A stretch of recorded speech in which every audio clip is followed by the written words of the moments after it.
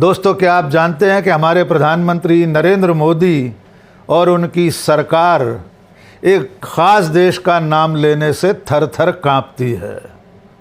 क्या आपको याद है कि हमारे प्रधानमंत्री ने पिछले 5 साल से एक देश का नाम भी नहीं लिया है? क्या आप जानते हैं कि उस देश का नाम आने भर से एक फिल्म पर सरकार ने कैंची चलवा दी है? और क्या आप जानते हैं कि जिस देश का नाम लेने भर से मोदी सरकार डरती है, उसी देश के लिए भारत सरकार ने, मोदी की खुद की सरकार ने कारोबार करने के लिए दरवाजे खोल दिए हैं।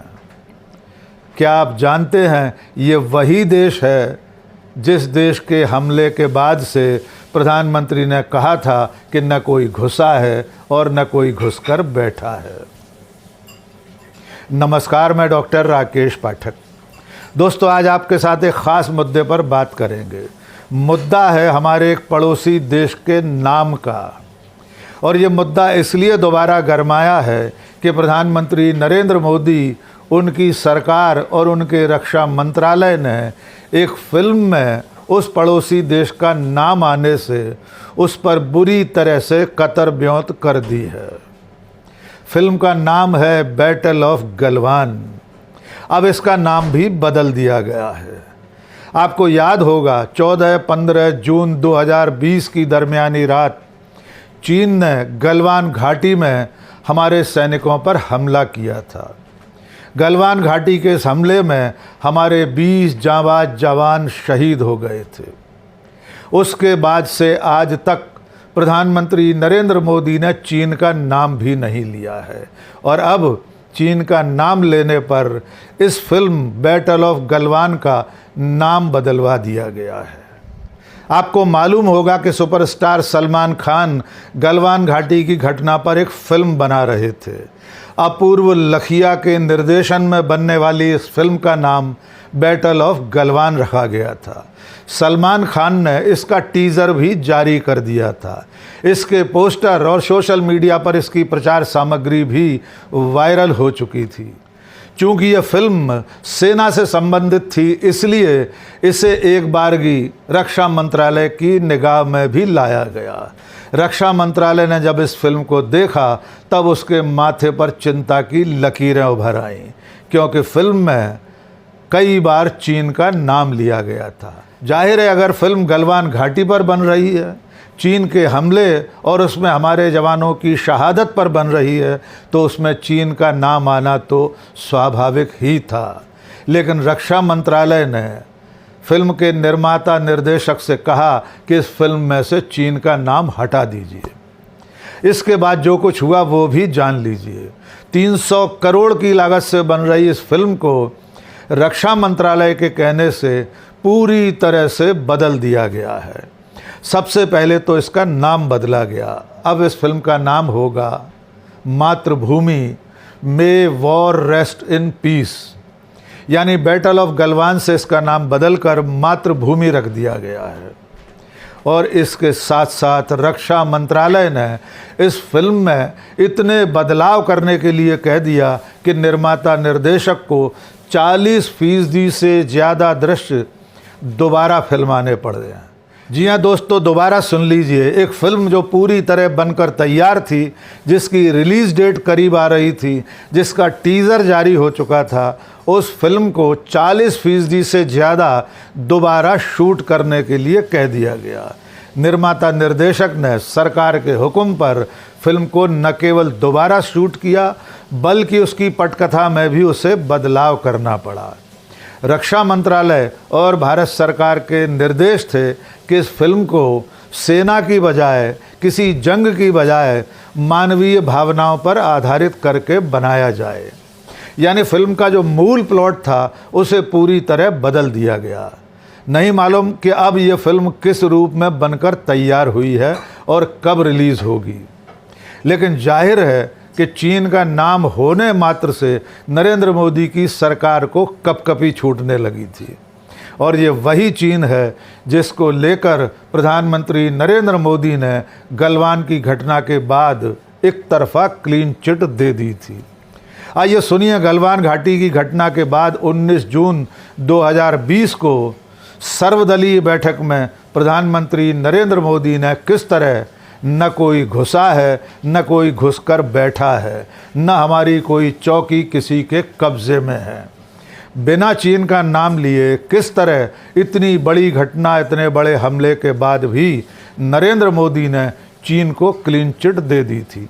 आइए नरेंद्र मोदी का वो बयान भी सुन लीजिए। इस सर्वदलीय बैठक के माध्यम से मैं शहीदों के परिवारों को भी ये विश्वास दिलाता हूं कि पूरा देश उनके साथ है, पूरा देश उन्हें नमन करता है। साथियों, पूर्वी लद्दाख में जो हुआ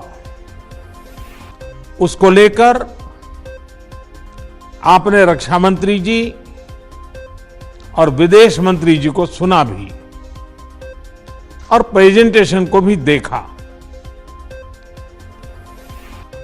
न वहां कोई हमारी सीमा में घुस आया है, न ही कोई घुसा हुआ है, न ही हमारी कोई पोस्ट किसी दूसरे के कब्जे में है। लद्दाख में हमारे 20 जाबाज शहीद हुए, लेकिन जिन्होंने भारत माता की तरफ आंख उठाकर देखा था, उन्हें वो सबक सिखा कर गए। उनका ये शौर्य, ये बलिदान हमेशा हर भारतीय के मन में अमिट रहेगा। आज हमारे पास ये कैपेबिलिटी है कि कोई भी हमारी 1 इंच जमीन की तरफ आंख उठाकर भी नहीं देख सकता। आज भारत की सेनाएं हर सेक्टर में एक साथ मूव करने में पूरी तरह सक्षम है। ऐसे में हमने जहां एक तरफ सेना को अपने स्तर पर उचित कदम उठाने की छूट दी है, वहीं दूसरी तरफ डिप्लोमेटिक माध्यमों से भी चीन को अपनी बात दो टूक स्पष्ट कर दी है। आपको याद दिला दें, अपने इस बयान के बाद से नरेंद्र मोदी ने आज तक चीन का नाम नहीं लिया है। वे अपने भाषणों में, सार्वजनिक सभाओं में, चुनावी मंचों से चीन के सामान के बहिष्कार की अपील करते हैं, बिना चीन का नाम लिए हुए। आपको उनका वो चर्चित भाषण भी याद होगा जो उन्होंने गुजरात में दिया था। उसमें प्रधानमंत्री ने कहा था कि हमारे देश में छोटी छोटी आँखों वाले गणेश जी की मूर्तियाँ नहीं आना चाहिए। उन्होंने भारत में आत्मनिर्भरता के नाम पर चीन का नाम लिए बिना कहा था कि छोटी आँखों वाले गणेश जी हमारे घरों में नहीं होना चाहिए। आइए आपको सुनवाते हैं कि किस तरह उन्होंने चीन के बहिष्कार की अपील की थी, लेकिन उसका नाम लेने की हिम्मत नहीं जुटा पाए थे। हम गांव गांव व्यापारियों को शपथ दिलवाएं, व्यापारियों का कितना ही मुनाफा क्यों ना हो, आप विदेशी माल नहीं बेचोगे। लेकिन दुर्भाग्य देखिए, गणेश जी भी विदेश से आ जाते हैं। छोटी आंख वाले गणेश जी आएंगे, गणेश जी की आंख भी नहीं खुल रही है। होली रंग छिड़कना है, बोले विदेशी। हमें पता था, आप भी अपने घर जाकर के सूची बनाना। सचमुच में ऑपरेशन सिंदूर के लिए एक नागरिक के नाते मुझे एक काम करना है। आप घर में जाकर सूची बनाइए कि आपके घर में 24 घंटे में सुबह से दूसरे दिन सुबह तक कितनी विदेशी चीजों का उपयोग होता है। आपको पता ही नहीं होता है। आप हेयर पिन भी विदेशी उपयोग कर लेते हैं, कंघा भी विदेशी होता है, दांत में लगाने वाली जो पिन होती है वो भी विदेशी घुस गई है, हमें मालूम तक नहीं है। और विडंबना देखिए कि प्रधानमंत्री नरेंद्र मोदी न तो चीन का नाम लेते हैं, न उसका नाम लेकर चीन से व्यापार पर कोई प्रतिबंध लगाते हैं। इसके उलट चीन के साथ भारत का व्यापार गलवान घाटी के बाद से लगातार बढ़ता जा रहा है। साल दर साल बढ़ते बढ़ते 2025-26 के वित्तीय वर्ष में भारत और चीन के बीच जो कारोबार हुआ है उसमें भारत को कम से कम 100 अरब डॉलर से ज़्यादा का घाटा हो चुका है। इसका मतलब ये है कि भारत ने चीन से ज़्यादा सामान आयात किया है और हमारा सामान चीन को निर्यात होना कम हो गया है। ये तब है जब प्रधानमंत्री मोदी और उनकी सरकार चीन का नाम लेने की भी हिम्मत नहीं जुटा रहे हैं। चीन के साथ मोदी सरकार के रिश्तों की एक ताज़ा बानगी भी जान लीजिए। गलवान घाटी के बाद से मोदी सरकार ने चीन के साथ कई तरह के व्यापार पर प्रतिबंध लगा दिया था, लेकिन धीरे धीरे करके पर्दे के पीछे से चीन को अब सहूलियतें देना शुरू हो गई हैं। चीन और चीन की कंपनियों के लिए किस तरह मोदी सरकार दरवाजे खोल रही है, लाल कालीन बिछा रही है, इसका एकदम ताज़ा सबूत भारत सरकार के एक फैसले में मिला है। मोदी सरकार ने उन कंपनियों को भारत में सीधे विदेशी निवेश की इजाज़त दे दी है जिनमें चीन की हिस्सेदारी 10% के आसपास है। इसी साल मार्च महीने में प्रधानमंत्री मोदी की अध्यक्षता में कैबिनेट की बैठक हुई थी। उसमें यह फैसला हो गया था कि चीन की हिस्सेदारी वाली कंपनियों को फेमा के कानून में फेरबदल करके भारत में निवेश करने की इजाज़त दी जाएगी। इसके बारे में बाकायदा अधिसूचना जारी हो गई है। तो जिस चीन का नाम एक फिल्म में लेने मात्र से नरेंद्र मोदी और उनकी सरकार को चिंता हो रही थी, उसी चीन के लिए व्यापार के दरवाजे फॉरेन डायरेक्ट इन्वेस्टमेंट के लिए लाल कालीन बिछाया जा रहा है। सरकार ने नियमों में फेरबदल कर दिया है। अब चीन की हिस्सेदारी वाली कंपनियां सीधे निवेश कर सकेंगी। अब उन्हें सरकार की अनुमति की ज़रूरत भी नहीं होगी।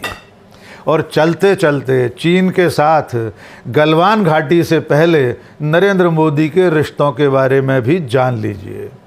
नरेंद्र मोदी आज़ाद भारत के ऐसे पहले नेता हैं जिन्होंने सबसे ज़्यादा बार चीन की यात्रा की है। जब वे मुख्यमंत्री थे तब भी वे लगातार चीन जाते रहे और प्रधानमंत्री बनने के बाद उनकी चीन यात्राओं का सिलसिला लगातार चलता रहा था। यहाँ तक कि चीन के राष्ट्रपति को भारत बुलाकर प्रधानमंत्री मोदी ने अहमदाबाद में साबरमती रिवर फ्रंट पर झूला भी झुलाया था। इसके अलावा वे देश के अलग अलग जगहों पर लेकर भी गए थे।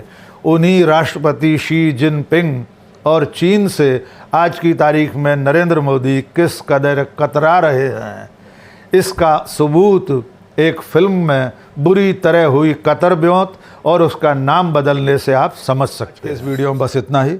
बहुत बहुत शुक्रिया। जय हिंद।